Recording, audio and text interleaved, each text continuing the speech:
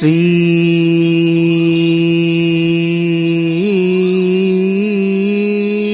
कृष्णाय वासुदेवाय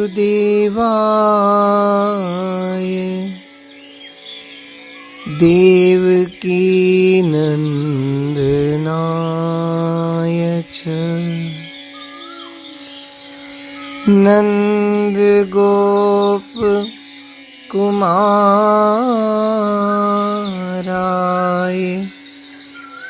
श्री गोविंदाय नमो नमः। श्री गोविंदाय नमो नमः। जय श्री कृष्ण। पूर्व भाग में श्री भक्तमाल भक्त चरित्र के अंतर्गत भयउ विदेह विदेह विषेखी श्री विदेहराज जनक जी का प्रसंग हम लोग श्रवण कर रहे थे। अब ठाकुर जी के परम प्रिय 12 महाभागवतों में से श्री भीष्म पितामह का चरित्र हम लोग श्रवण करें। ब्रह्मर्षि वशिष्ठ जी की होम धेनु नंदिनी का अपहरण करने के कारण धर्म देवता के पुत्र 8 वसुओं को मुनि के शाप से मनुष्य योनि में जन्म लेने को विवश होना पड़ा। उनका शीघ्र उद्धार करने के लिए श्री गंगा जी ने उनकी माता होना स्वीकार किया और स्वीकार कर कालांतर में इस शर्त पर कि जो कुछ मैं करूं आप मुझे रोक नहीं सकते, महाराज शांतनु की पत्नी हुई। 7 वसुओं को उन्होंने जन्म लेते ही अपने जल में डालकर उनको शाप मुक्त कर देवत्व को प्राप्त करा दिया। परंतु 8वें वसु जिसका नाम द्यो था, जिसने अपनी पत्नी के कहने से मुनि की गाय चुराई थी, उसे शांतनु जी ने नहीं फेंकने दिया। गंगा जी का यही पुत्र राजा को सौंपकर वो स्वयं अंतर्धान हो गई। इसी बालक का नाम आगे चलकर देवव्रत हुआ। महाराज शांतनु दास कन्या सत्यवती पर मुग्ध हो गए। विवाह का प्रस्ताव करने पर दासराज ने कन्या के ज्येष्ठ पुत्र को राजगद्दी देने की शर्त पर विवाह करने के लिए कहा, परंतु राजा ने इस शर्त को स्वीकार कर अपने ज्येष्ठ पुत्र देवव्रत के अधिकार को नष्ट करना उचित नहीं समझा। किंतु साथ ही साथ सत्यवती की आसक्ति भी इनकी बनी रही। इस कारण बड़े उदास रहने लगे। देवव्रत को जब पिता के मित्रों एवं मंत्रियों से बात पता चली तो दासराज के पास जाकर कभी भी अपने राज्यासन न लेने की प्रतिज्ञा की। पश्चात दासराज के यह कहने पर कि आप नहीं तो आपकी संतान राज्य के लिए कलह कर सकती है, अपना अधिकार दिखा सकती है, तब देवव्रत ने दूसरी प्रतिज्ञा की और ये भीष्म प्रतिज्ञा थी कि मैं आजन्म ब्रह्मचारी रहूंगा। देवताओं ने इस भीषण प्रतिज्ञा करने के कारण देवव्रत का दूसरा नाम भीष्म रखा। पुष्पों की वर्षा की। पुत्र की इस पितृ भक्ति से संतुष्ट होकर महाराज शांतनु ने इन्हें इच्छा मृत्यु का वरदान दिया। श्री भीष्म जी ने श्री परशुराम जी से धनुर्वेद सीखा था। और आगे चलकर जब परशुराम जी ने काशीराज की कन्या अम्बा की प्रार्थना पर भीष्म जी को अम्बा से विवाह करने की आज्ञा दी, पर आपने अपने सत्य व्रत पर अटल रहते हुए उनकी आज्ञा नहीं मानी, तब परशुराम जी ने युद्ध की चुनौती इनको दे दी और उनके द्वारा युद्ध की चुनौती देने पर भीष्म ने उनसे घोर युद्ध भी किया, परंतु अपना व्रत नहीं छोड़ा। अंत में श्री परशुराम जी को देवताओं के कहने से शांत होना पड़ा। व्रत की दृढ़ता के संबंध में श्री भीष्म जी का कथन था, चाहे पंचभूत अपना गुण छोड़ दें, सूर्य चाहे तेजोहीन हो जाए, चंद्रमा चाहे शीतलता का परित्याग कर दें, इंद्र में से बल तथा धर्मराज में से धर्म चाहे भले ही चला जाए, परंतु मैं अपनी प्रतिज्ञा नहीं छोड़ सकता। ये वचन भीष्म ने माता सत्यवती से कहा था।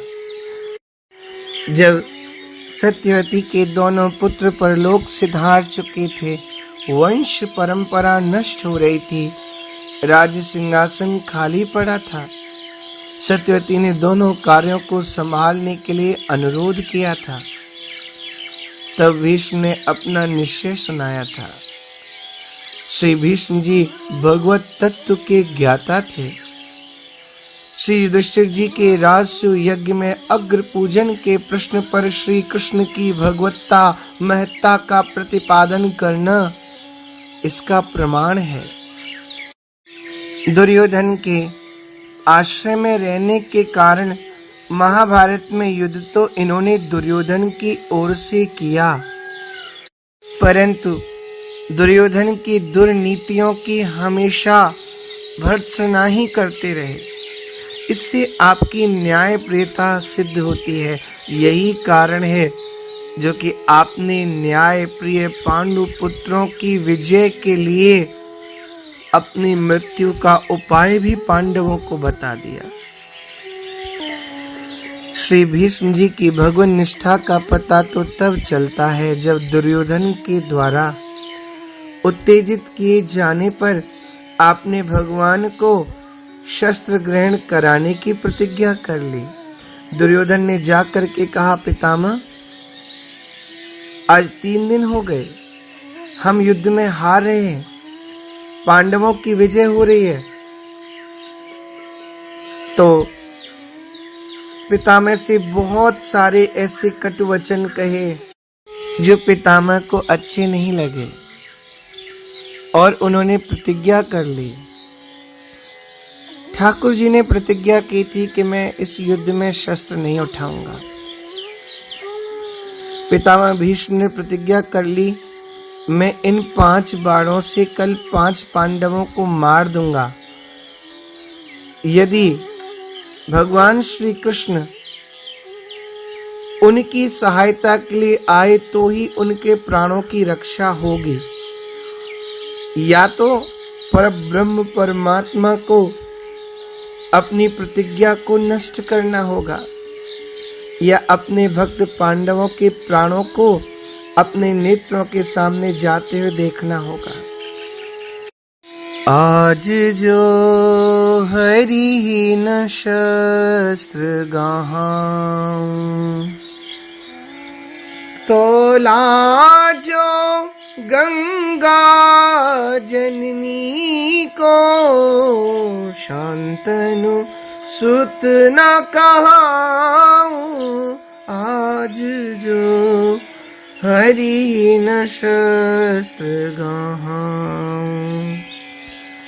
पितामह कह रहे हैं, जिस रथ के ध्वजा के ऊपर हनुमंत लाल विराजमान है, चंदन खंडी महारथ खंडो, कपिध्वज सहित डुलाऊं। और देखिए आनंद की बात, जिनकी प्रतिज्ञा नष्ट करा रहे हैं, जिन परब्रह्म परमात्मा श्री कृष्ण के लिए उनकी प्रतिज्ञा को नष्ट करने का प्रण किया, तो सौगंध भी उन्हीं की खा रहे, क्योंकि नियम है सौगंध उसकी खाते जो अत्यंत प्रिय हो। एति न करूं तो शपथ मोए हरि की, क्षत्रिय गति नहीं पाऊं। पांडव दल सन्मुख है धाऊं, सरिता रुधिर बहाऊं, सूरदास रणभूमि विजय बिन, जियत न पीठ दिखाऊं। और कहते हैं, जो पे वीर पारथ को रथ ना मिलाऊं धूर, तो पे कुरुवंशीन को अंशहीन मानियो। जो पे मेरे वाण पांडवन के न वेधे प्राण, तो पे कही कायर प्रमाण ही बखानियो। बिंदु कवि एहो या महारथी के सारथी जो, तुम ही महारथी है जंग रंग ठानियो। जो पे ब्रजराज शस्त्र न गहाऊं आज, तो पे मोहे शांतनु को सुत ही न जानियो।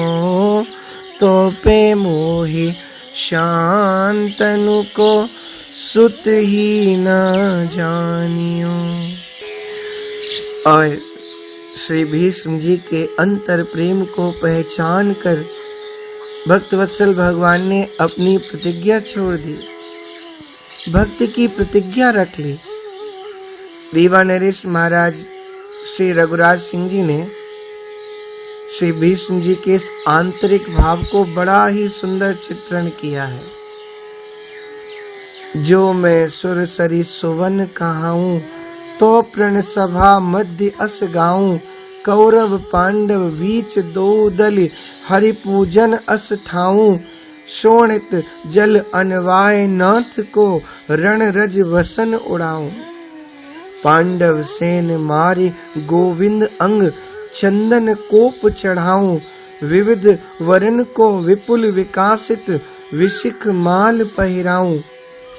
सन्मुख शत्रु संघारे सहस्त्रन, कीरति सुरभि सुंघाऊं। तबई त्रिविक्रम को तुरंत तह, विक्रम दीप दिखाऊं। पारथ सखा समीप जाय के, प्राण नवेद लगाऊं। सकल जगत ते ऐच प्रीत की, बीरी आज खवाऊं। विजय चान चढ़ी वायु समर मह, जय दक्षिणा दिवाऊं। रथ सो रथ मिलाए माधव को, ध्वज चामर ही चलाऊं। नख शिख निरखत रूप अनुपम, नैन निराजन लाऊं। बार बार धुनि दंड प्रतंचा, धनुषई बाज बजाऊं। रथ मंडल कर दे परदक्षिण, और आनंद उपजाऊं। यदुवर कर सो आज अवश्य में, चक्र प्रसाद ही पाऊं। अर्जुन शर पंचर जंजर हुए, गिरि सन्मुख सिर नाऊं। यह विधि रण प्रभु को करि पूजन, त्रिभुवन में यश छाऊं। श्री रघुराज कृपा हरि की लहे, बरबस हरिपुर जाऊं। श्री पितामह भीष्म कह रहे हैं, और बड़ा सुंदर दृश्य था। हे नाथ, मेरे प्रचंड पराक्रम से भयभीत होकर अर्जुन ने आपके चरण पकड़ लिए और कहा, भगवान ये भीष्मानल पांडव रूपी सैन्य समूह को सूखे जंगल के समान जला देगा। भीष्मन के बानन की मार इम माछी गात, एकौ न घात सबे सांची कर पावे है। कहे रत्नाकर निहार सो अधीर दशा, त्रिभुवन नाथ नैन भरे भरे आवे है। बही बही हाथ चक्र और दही जात पीठ, रह रह तापे बक्र दीठी पुण्य धावे है। उत प्रण पालन की कान सकुचावे, इत भक्त भय टालन की बानी उमगावे है। छूट्यो अवसान मान सकल धनंजय को, धाक रही धुन में न साक रही सर में। कहे रत्नाकर निहार करुणाकर की, आई कुटिलता कछु बोहन कगर में। रोक झर रंचक अरोकी वर बानन की, भीष्मम यो भाक्यो मुस्काए मंद स्वर में। चाहत विजय को सारथी जो कियो सारथ, तो वक्र करो भ्रुक्ति न चक्र करो कर में। ज्यों ही भय विरत रथांग गए हाथ नाथ, निज प्रणति भंग रही न चित चेत है। कहे रत्नाकर त्यों संग ही सखाहु कूद, आन अर्यो सोहो हाहा करत सहेत है। कलित कृपा ओ कृपा दिमग समाहे पग, पलक उठ्यो ही रहो पलक समेत है। धरण न देत आगे अर्ज धनंजय ओ, पाछे उबे भक्त भाव परन न देते। भीष्म कहने लगे, जय जय जय चिंतामणि स्वामी, शांतनु सुत यो भाखे। तुम मिन ऐसो कौन दूसरो, जो मेरो प्रण राखे।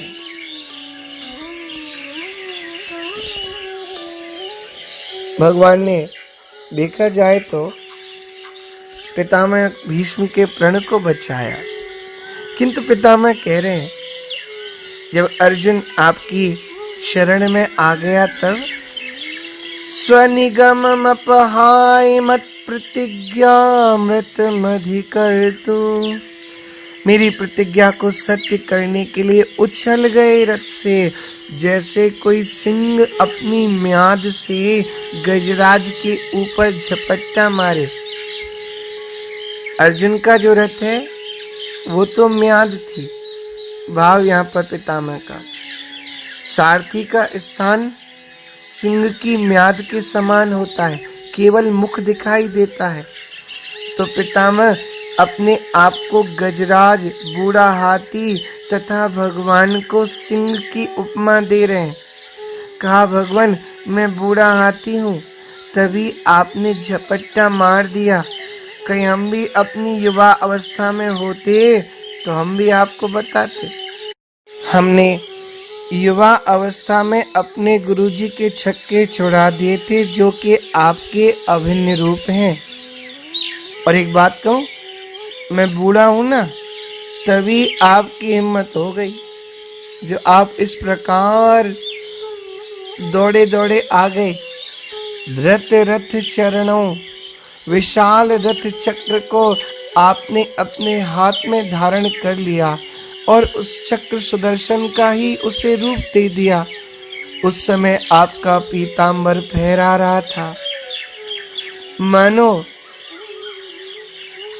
ये कह रहा हो कि भगवान आप हमें छोड़कर अपनी प्रतिज्ञा भी छोड़ रहे हैं।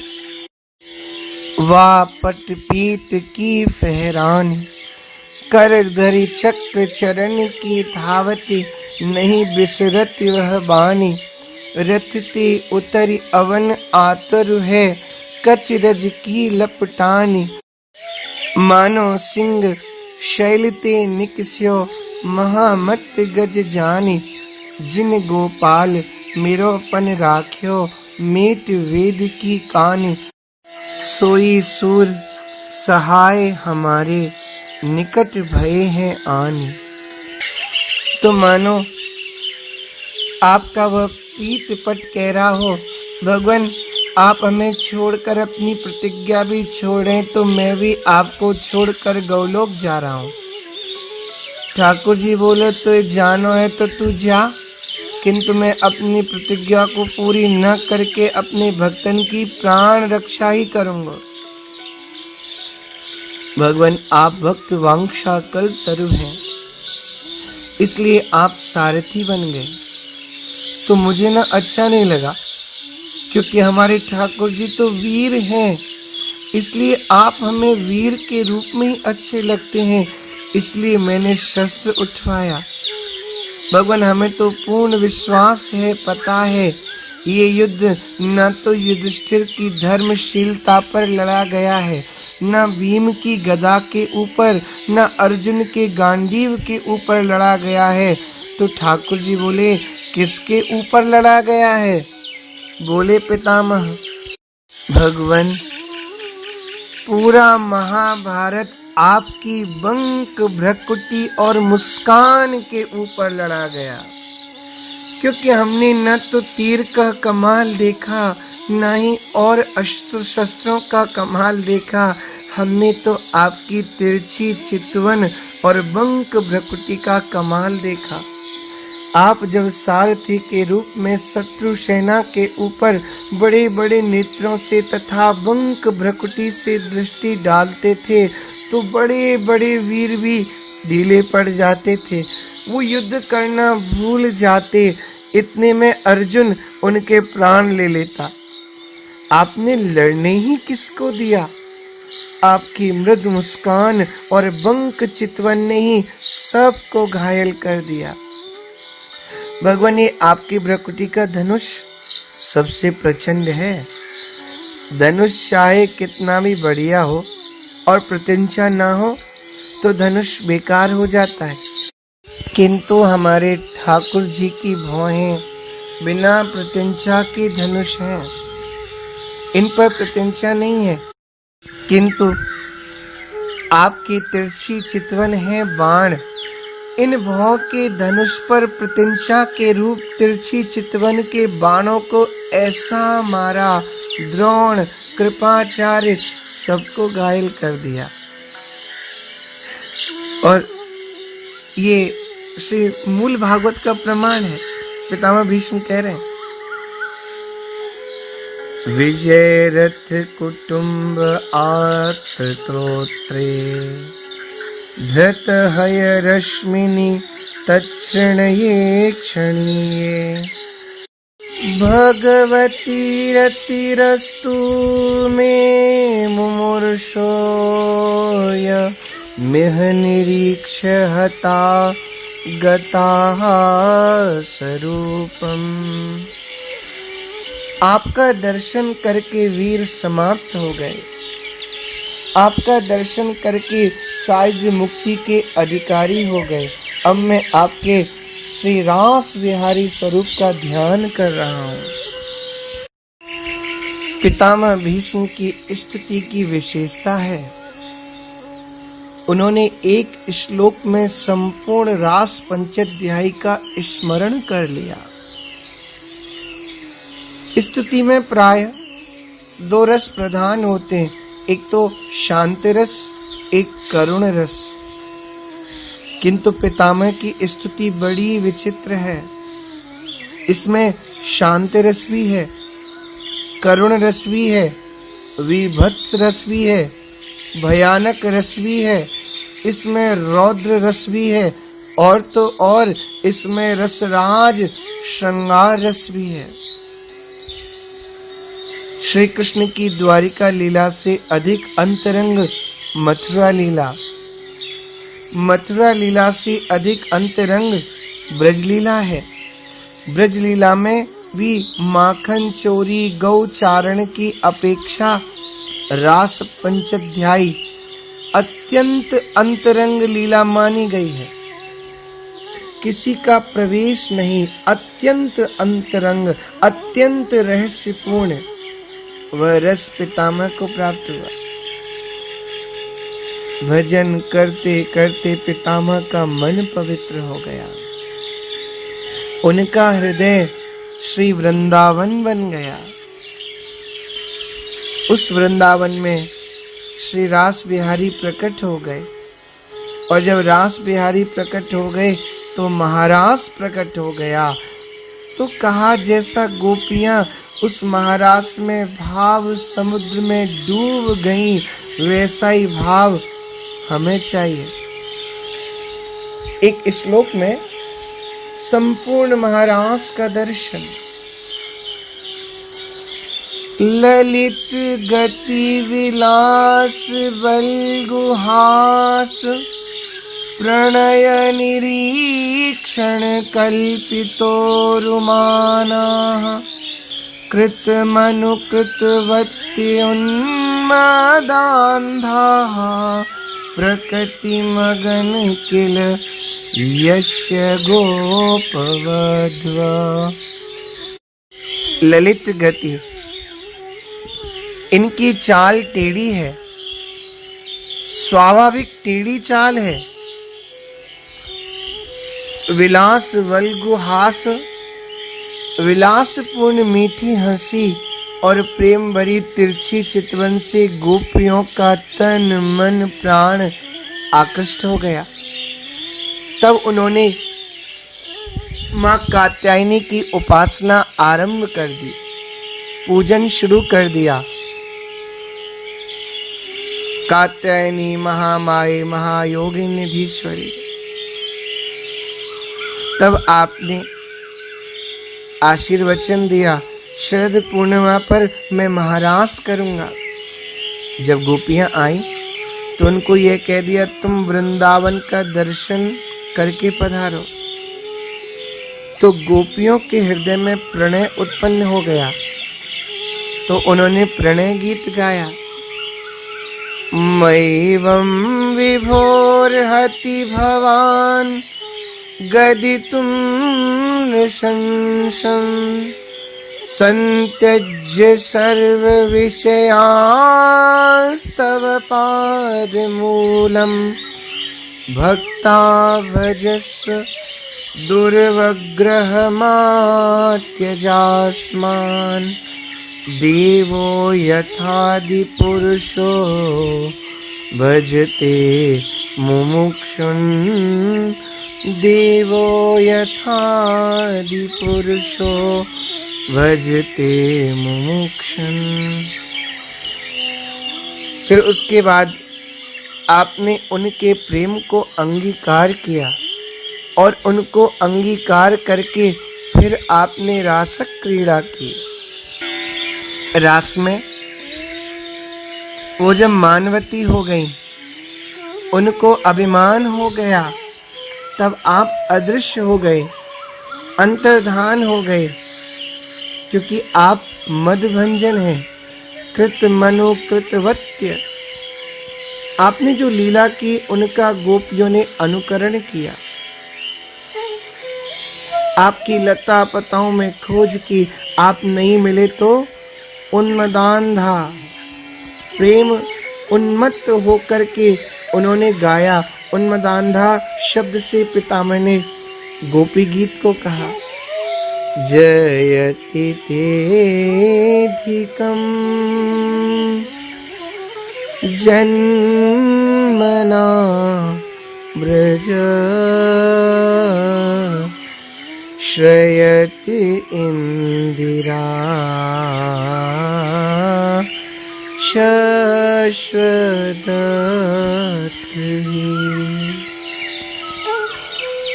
जब आप प्रकट हो गए तो जैसे गोपियां आपके रास विहारी रूप का दर्शन करके कृतार्थ हो गईं, मैं भी आपके रूप का दर्शन करके कृतकृत्य हो जाऊं। हे भगवान, इसी रस में चिरकाल तक मैं डूब जाऊं। परम सौभाग्यशाली थे पितामह। उनके संस्कार में प्रभु स्वयं रहे तथा काष्ठदान भी चिता में गोविंद ने किया तथा गंगा में स्नान करके जलदान भी प्रभु ने किया। गृहस्थी सोचते हैं कि पुत्र प्राप्त हो जाए जलदान के लिए, किंतु जो बच्चा जीवित रहते हुए माता पिता को जल नहीं पिलाता, मरने के बाद उनसे क्या जलदान की आशा। किंतु भक्ति की प्रधानता देखो, पितामह की कोई संतान नहीं, किंतु पृथ्वी पर कहीं भी तर्पण हो, श्राद्ध हो तो पितामह के नाम की जलांजलि अवश्य दी जाती है। नैष्ठिक ब्रह्मचारी को जलांजलि की आवश्यकता नहीं है। पितामह नैष्ठिक ब्रह्मचारी थे, किंतु नैष्ठिक ब्रह्मचारियों के जो आश्रमों के नियम थे उनमें वो नहीं थे, क्योंकि वो अध्ययन करके अपना समावर्तन संस्कार करा चुके थे। इसलिए वस्तुतः वे थे तो ऊर्ध्वरेता ब्रह्मचारी, किंतु वो अनाश्रमी थे, और अनाश्रमी होकर एक क्षण भी नहीं रहना चाहिए। न तो ब्रह्मचारी थे, क्योंकि समावर्तन संस्कार करा चुके थे। विवाह न करने की प्रतिज्ञा की, तो इसलिए गृहस्थ भी नहीं थे, वानप्रस्थ भी नहीं थे, सन्यासी भी नहीं थे। पितामह समावर्तन संस्कार करा चुके हैं, क्योंकि राजकुमार के बाद उन्होंने प्रतिज्ञा की। ब्रह्मचर्य आश्रम को समाप्त कर चुके हैं, क्योंकि घर पर लौट चुके हैं। ब्रह्मचारी भी नहीं, वानप्रस्थी भी नहीं, यति भी नहीं, तो क्या थे? वो ठाकुर जी के भक्त थे। इसलिए वो सीधे भगवान को प्राप्त हुए। शास्त्रों में लिखा हुआ है कि अनाश्रमी की गति नहीं, पर अनाश्रमी होते हुए भी पितामह सीधे भगवान के धाम को गए। ये है भक्ति की महिमा। नैष्ठिक नियम होते हुए तो जलदान की आवश्यकता नहीं थी। अनाश्रमी थे तो कोई तर्पण करे आवश्यकता थी। इसलिए भगवान ने मर्यादा नियम स्थापित किया। जो सृष्टि में श्राद्ध तर्पण करेगा वो पितामह के नाम से अवश्य तर्पण करेगा। भजन करने के कारण पितामह सबके पितामह हो गए। कहीं भी श्राद्ध तर्पण होता है तो पंडित लोग पितामह के नाम की अंजलि दिलवाते हैं, और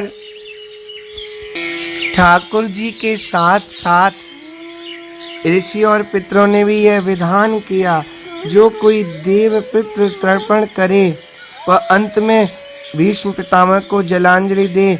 इन्हें जलदान किए बिना देव पितृ अतृप्त ही रह जाएंगे। वैयाघ्रपद गोत्राय सांकृत्य प्रवराय च अपुत्राय ददाम्येतत् जलं भीष्माय वर्मणे।